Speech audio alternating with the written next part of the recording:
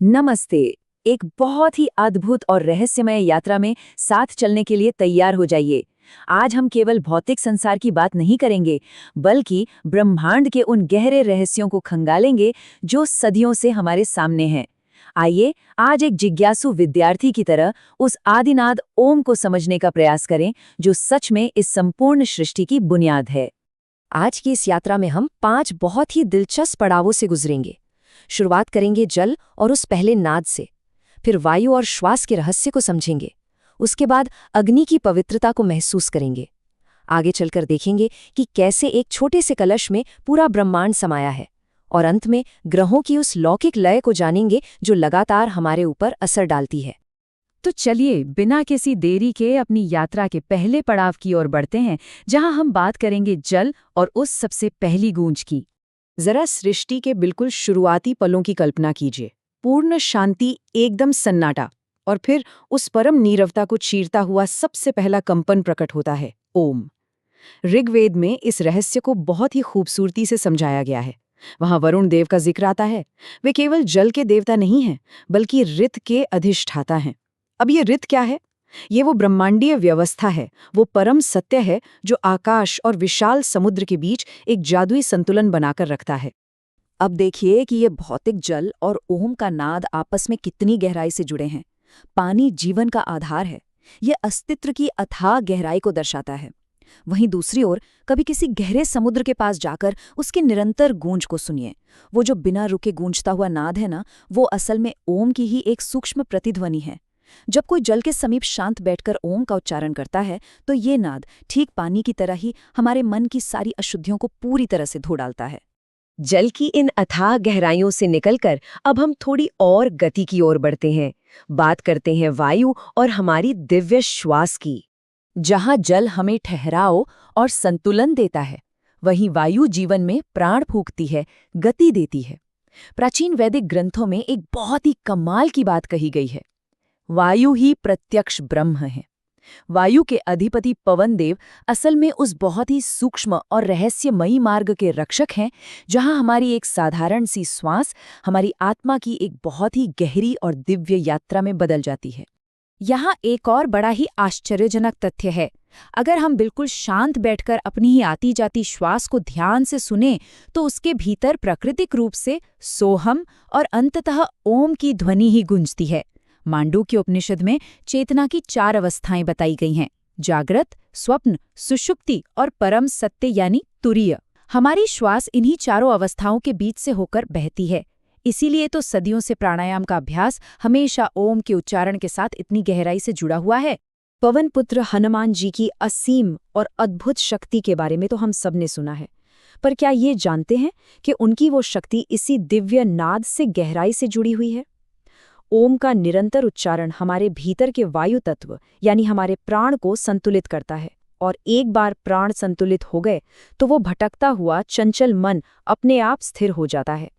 ये केवल कोई आवाज नहीं है, बल्कि हमारे शरीर रूपी बर्तन में प्राण शक्ति को केंद्रित करने का सबसे शक्तिशाली औजार है। हवा के इस सुंदर प्रवाह के बाद अब बारी आती है अग्नि की ऊष्मा की। वो अग्नि जो सब कुछ तपाकर शुद्ध कर देती है। ऋग्वेद का बिल्कुल पहला मंत्र है अग्निमीड़े पुरोहितम।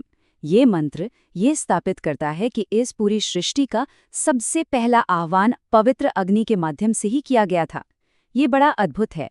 जहाँ जल चीजों को धोता है और वायु प्राण देती है, वहीं अग्नि की ये दिव्य ज्वाला हमारे भीतर के अज्ञान को पूरी तरह भस्म करके ज्ञान का एक नया प्रकाश लेकर आती है।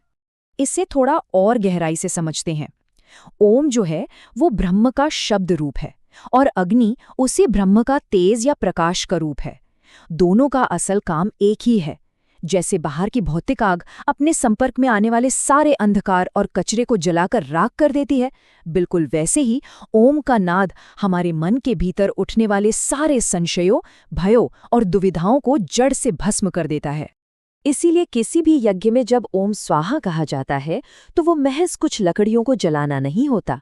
ये एक बहुत ही गहरा प्रतीक है अपनी आत्मा को उस दिव्य अग्नि में पूरी तरह से समर्पित कर देने का। सच्ची आध्यात्मिकता का मतलब सिर्फ आंखें बंद करके मौन बैठ जाना नहीं है, बल्कि अपने भीतर की सारी कमियों को सक्रिय रूप से तपाना और उस अग्नि में भस्म करके खुद को शुद्ध करना।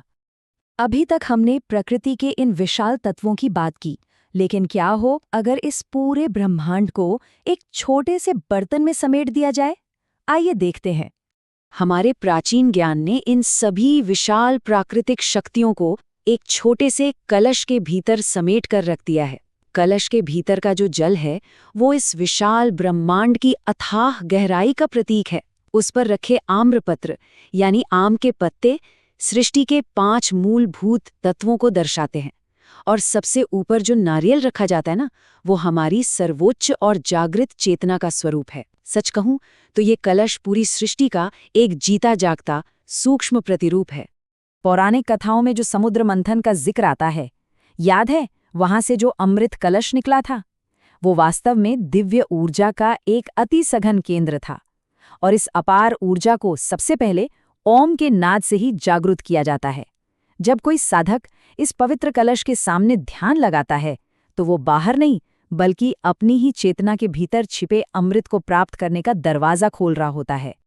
अब इस छोटे से कलश से बाहर निकलकर जरा अपनी नजरें आसमान की ओर उठाते हैं, अंतरिक्ष और ग्रहों की उस लौकिक लय की तरफ।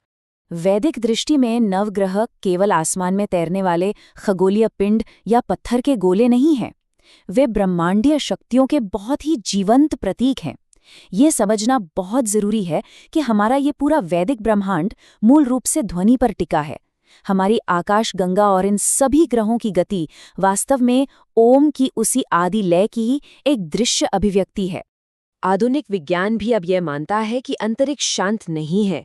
वहां ग्रहों से एक खास तरह की आवृत्ति, एक बैकग्राउंड हम लगातार उत्पन्न होता रहता है। हमारे वैदिक ऋषियों ने हजारों साल पहले इसे ही ओम कहा था। सूर्य हमारी आत्मा का प्रत्यक्ष प्रतीक है और चंद्रमा हमारे मन के भीतर उठने वाले ज्वार को संतुलित करता है। ये लौकिक गति बिल्कुल उसी तरह काम करती है जैसे ओम का नाद हमारे भीतर गूंजता है। तो फिर इस विशाल ब्रह्मांड और हमारे भीतर की सूक्ष्म दुनिया के बीच आखिर तालमेल कैसे बिठाया जाए? आइए इस पर बात करते हैं। हम इन विराट शक्तियों को अपने रोजमर्रा के जीवन में बहुत आसानी से उतार सकते हैं। ये एक बहुत ही सरल वैदिक ध्यान तकनीक है। पहले चरण में किसी भी जल स्रोत के पास बैठकर ओम का उच्चारण करते हुए उसकी गहराई को महसूस किया जा सकता है।